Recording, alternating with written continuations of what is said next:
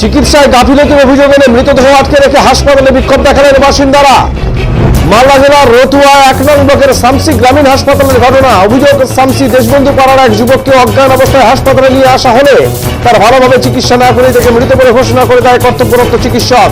মৃত যুবকের নাম উৎপল চক্রবর্তী, বয়স 41 বছর। তিনি পেশায় পুরোহিত। বাড়ির লোকেদের বক্তব্য, বেলা 2টো নাগাদ খেতে বসেছিলেন তিনি। খাওয়ার সময় কল রিসিভ করতে গেলে খাবার আটকে যায় তার। বাড়ির লোকেরা তাকে তড়িঘড়ি হাসপাতালে নিয়ে আসতে তার ইসিজি করা হয়। ইসিজি রিপোর্ট দেখেই তাকে মৃত বলে ঘোষণা করেন কর্তব্যরত চিকিৎসক প্রিয়াঙ্কা সরকার। এই সময় বাড়ির লোকেরা দেখেন স্ট্রেচারে সে একটু নড়ে উঠেছে। তাদের বক্তব্য, এই সময় পুনরায় তার চিকিৎসার ব্যবস্থা করে অন্যত্র উন্নত চিকিৎসার জন্য অ্যাম্বুলেন্সও ডাকা হয়। কিন্তু কিছুক্ষণের মধ্যে ঘটনাস্থলে পৌঁছান রতুয়া 1 নং ব্লক স্বাস্থ্য আধিকারিক ডাক্তার রাকেশ কুমার। তিনি রোগীকে দেখে মৃত বলে ঘোষণা করেন। এর ফলে উত্তেজিত হয়ে ওঠেন বাসিন্দারা। তাদের বক্তব্য, যত্ন সহকারে চিকিৎসা করা হলে তাকে হয়তো বাঁচানো যেত। চিকিৎসায় গাফিলতির অভিযোগ এনে শত শত মানুষ হাসপাতালকে অবরুদ্ধ করে দেয় এদিন। বিশাল পুলিশ বাহিনী গিয়ে ঘটনাস্থলে ছুটে আসে। ব্লকের বিডিও রাকেশ টপ্প। বাসিন্দারা তাকে ঘিরে ধরেও অভিযোগ জানান। এমনকি শামসি অঞ্চলের প্রধান মনীষা দাসও অভিযোগ করেন, পেটে ব্যথা নিয়ে ভর্তি হয়েছিলেন এই ব্যক্তি, তাকে অ্যাটেন্ড করেনি কোনো চিকিৎসক। এরপর সকলের বক্তব্য শুনে বিডিও রাকেশ টপ্প বাসিন্দাদের অভিযোগগুলো খতিয়ে দেখে ব্যবস্থা নেওয়ার আশ্বাস দিয়েছেন। শেষ পাওয়া খবর পর্যন্ত মৃতদেহ উদ্ধার করে ময়নাতদন্তের জন্য পাঠিয়েছে পুলিশ।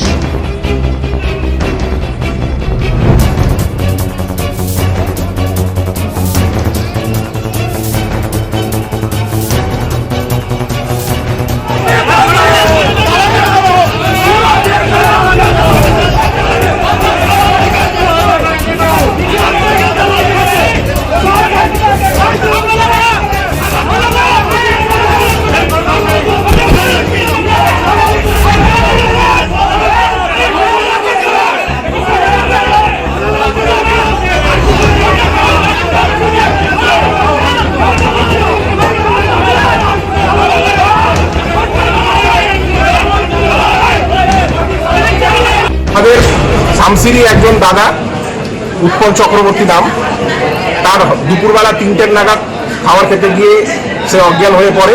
তাকে সঙ্গে সঙ্গে হসপিটালে নিয়ে আসা হয়। হসপিটালে যে ডাক্তারবাবু ছিলেন তিনি তাকে ভিতরে নিয়ে গেলেন, ঠিকঠাক করে চেক আপ না করে বাইরে বের করে ফেলে দিলেন এবং মৃত ঘোষণা করলেন। তার কিছুক্ষণ পর যখন লোকাল ছেলে কিছু আরো আসার পরে দেখতে পাই যে সে তার মধ্যে জ্ঞান আছে, যে দেখা হলো। তারপরে আবার তাকে ভিতরে নিয়ে যাওয়া হলো। কিন্তু ডাক্তারবাবুরা যে এই যে করছে কাজগুলো, চেম্বারে বসছে, চেম্বারে বসার সময় আছে কিন্তু হসপিটালে বসার সময় নেই। আমাদের ট্যাক্সের টাকা নিয়ে তারা চাকরি করছে।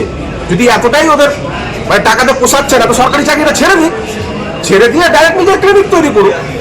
চেম্বারে ডাক্তার মনে করি 100% ডাক্তারদের ভূমিকা রয়েছে।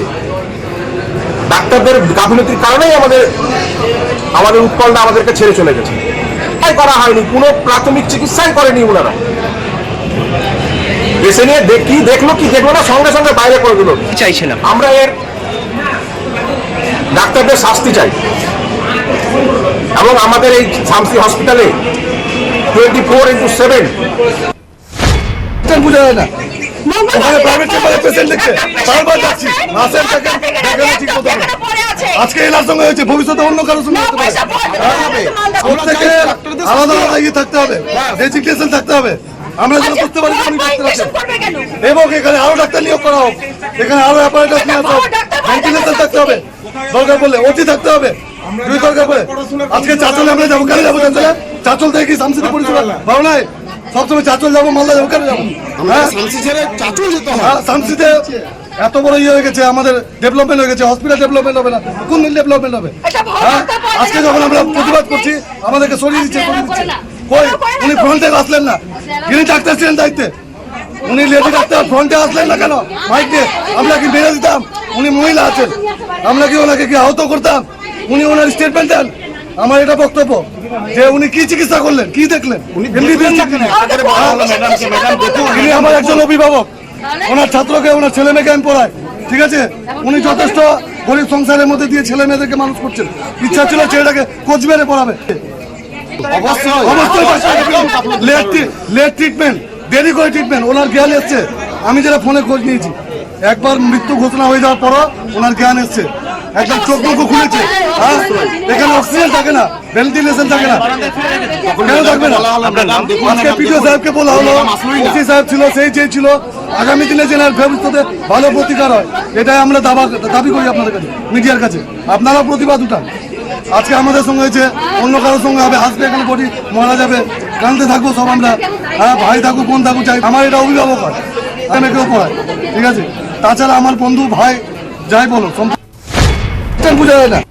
অ্যাকচুয়ালি আজকে শামসি হসপিটালে যা হয়েছে এইরকম পরিস্থিতি এর আগেও দেখা গিয়েছে অনেকবার। এই পরিস্থিতি নিয়ে আমরা খুব মর্মাহত। আজকের যে ঘটনাটা, শামসিবাসী সব ভেঙে এখানে আজকে উপস্থিত হয়েছে শামসি হসপিটালে।